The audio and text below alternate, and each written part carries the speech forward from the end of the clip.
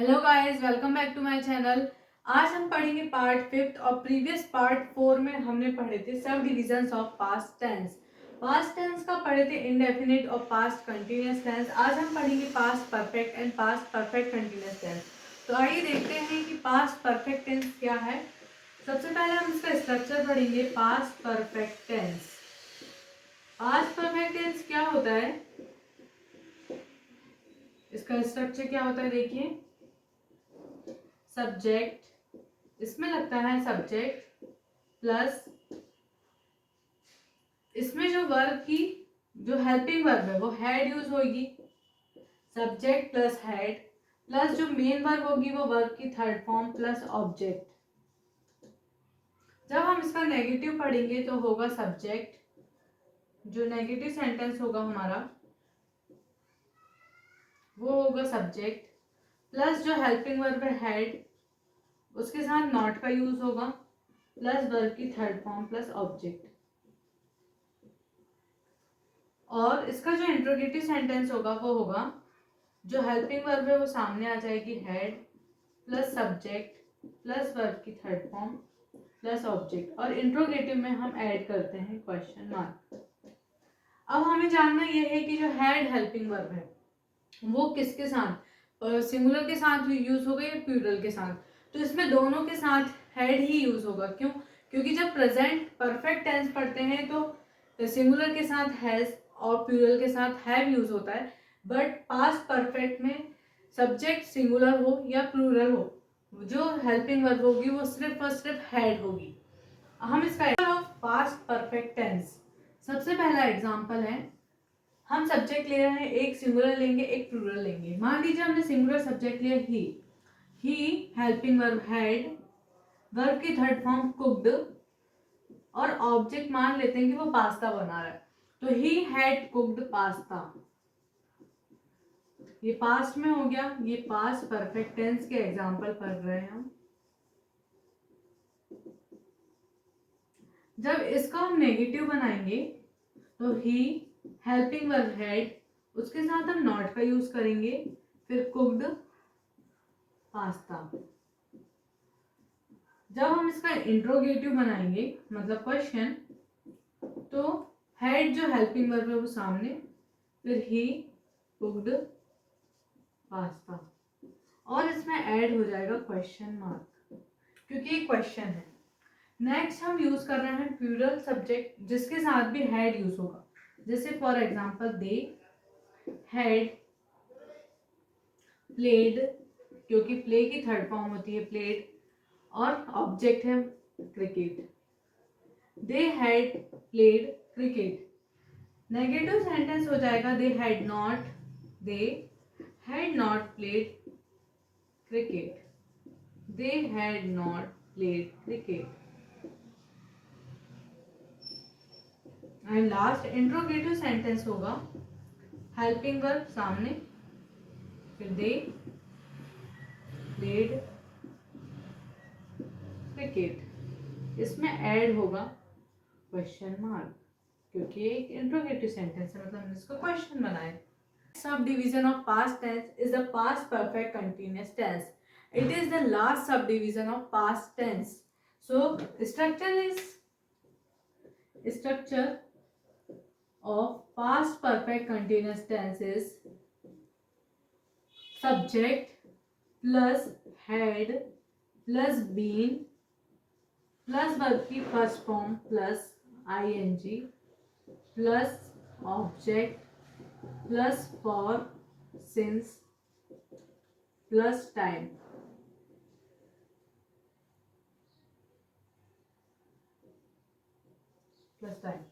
हमें पता है कि जब हमने प्रेजेंट परफेक्ट कंटिन्यूअस पढ़े थे तो हैज और हैव बीन यूज कर रहे थे वर्ब की फर्स्ट फॉर्म प्लस आईएनजी, क्योंकि ये कंटिन्यूअस का पार्ट है, प्लस ऑब्जेक्ट प्लस फॉर और सिंस का यूज मैंने आपको बता चुकी हूँ कि फॉर जो है वो एक पॉइंट ऑफ टाइम के लिए यूज होगा, बट जो सिंस है वो एक पर्टिकुलर पॉइंट ऑफ टाइम के लिए यूज होगा। जैसे कि पॉइंट ऑफ टाइम मैंने बोली कि मैं 5 साल से दिल्ली में रह रही हूँ, पर मैं ये नहीं बता रही कि मैं कौन से 5 साल से दिल्ली में हूँ, बट मैं बोलूँगी 2013 या 14 से रह रही हूँ, मतलब जब मैं एग्जैक्ट टाइम की बात करूंगी तो वहां हम सिंस यूज करेंगे, और जहां नॉर्मली कोई टाइम गिवन होगा उसके लिए हम फॉर यूज करेंगे। लेकिन हमें ये जानना है कि पास्ट परफेक्ट कंटिन्यूअस में सिर्फ और सिर्फ हम हेल्पिंग वर्ब हैड यूज करेंगे, जिसके साथ बीन का यूज होगा, और वर्ब की फर्स्ट फॉर्म प्लस आईएनजी जिसको हम जिरंड बोलते हैं वो यूज होगा। इसका जब नेगेटिव सेंटेंस होगा तो वो होगा सब्जेक्ट प्लस जो हेल्पिंग वर्ब है हैड, उसके बाद नॉट यूज होता है, उसके बाद बीन प्लस वर्ब की first form plus ING plus object, then for या फिर since and plus time.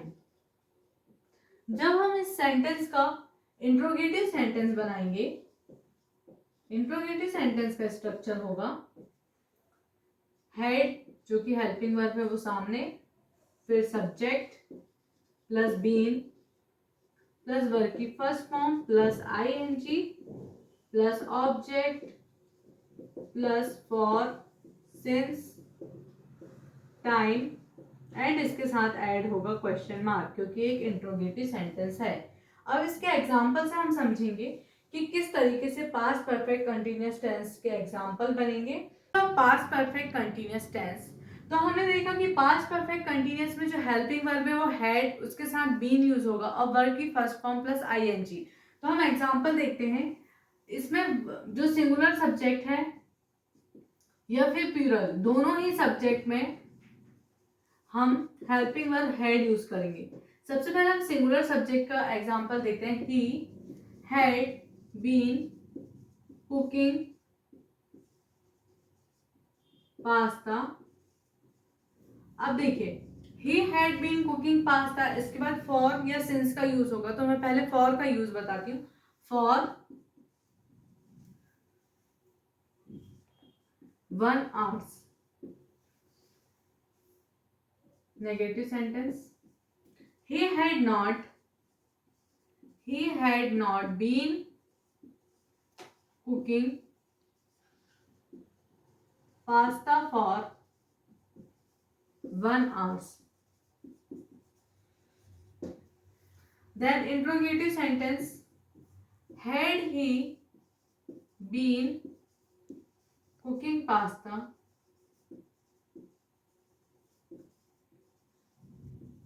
for 1 hours? Question mark. तो had been cooking pasta for 1 hours, क्योंकि फॉर 1 hours मतलब मुझे नहीं पता कि वो कौन से 1 घंटे में पास्ता को तैयार कर रहा है या कर रहा था, बट मैं सिर्फ इतना जानती हूँ कि 1 hour से वो बना रहा है, तो मैंने फॉर वर्ड का यूज करी।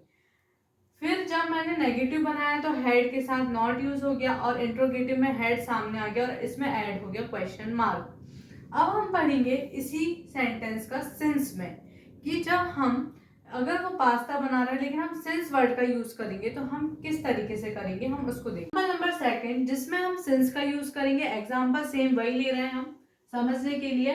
ही हैड बीन कुकिंग पास्ता, अभी हमने फॉर का यूज किए थे, अब हम सिंस लेंगे। तो फॉर में एक पॉइंट ऑफ टाइम दिया था कि 1 hours, लेकिन इसमें सिंस में एग्जैक्ट टाइम है, पर्टिकुलर टाइम गिवन है 5 PM। तो जहां पे भी एग्जैक्ट टाइम दिया होगा उसके साथ हम सिंस यूज करेंगे। Then negative sentence, he had not been cooking pasta since 5 PM, since 5 PM। And last जब हम इसका इंट्रोगेटिव यूज करेंगे तो हेल्पिंग वर्ब सामने, then he been cooking pasta since 5 PM and question mark add, क्योंकि interrogative sentence means question बना रहे हैं हम। अब हम इसका थर्ड एग्जांपल देखेंगे जिसमें हम सब्जेक्ट प्लूरल देंगे और जिसमें सिंस और फॉर दोनों का यूज होगा। तो 2 एग्जांपल और देखते हैं हम। दे, अगर subject past perfect continuous tense में सब्जेक्ट सिंगुलर हो या प्लूरल हो, इसमें जो हेल्पिंग वर्ब है वो सिर्फ और सिर्फ हैड यूज होगी। तो दे हैड बीन, इसके साथ बीन यूज होता है परफेक्ट कंटीन्यूअस टेंस में, बीन प्लेइंग वर्ब की फर्स्ट फॉर्म आईएनजी प्लेइंग। अब ऑब्जेक्ट मान लीजिए जो दे मतलब कि वे लोग, दे मतलब कि वे प्लूरल सब्जेक्ट है तो वो लोग खेल रहे हैं हाइड एंड सीक, तो they had been playing hide and seek, ये ऑब्जेक्ट हो गया।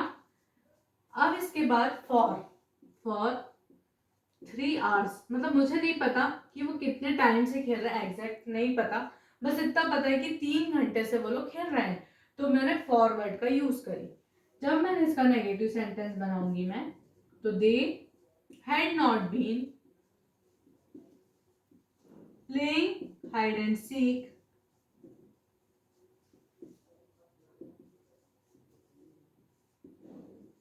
For 3 hours.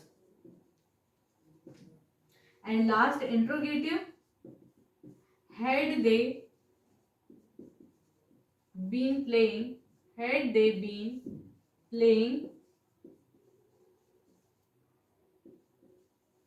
hide and seek for 3 hours, and this is an interrogative sentence, so we add the question mark. Fourth example जो है जिसमें हम plural subject लेंगे और since का यूज करेंगे, जैसे दे प्लूरल सब्जेक्ट है, they had been playing, same example ले रहे हैं हम प्लूरल सब्जेक्ट का, बस सिंस का यूज होगा। They had been playing hide and seek since. अभी हमने फॉर यूज करे थे तो 3 आवर्स लिए थे, लेकिन सिंस में एग्जैक्ट टाइम यूज करेंगे 6 PM। मान लो वो लोग 6 बजे से खेल रहे थे, तो they had been playing hide and seek since 6 PM, and negative sentence, they had not been playing hide and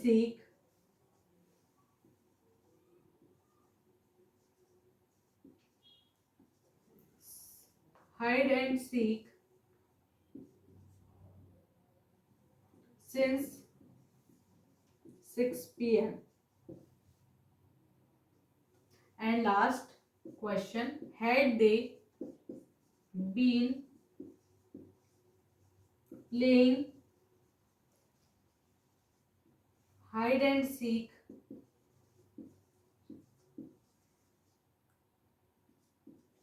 since 6 PM, or interrogative sentences, so we add the question mark.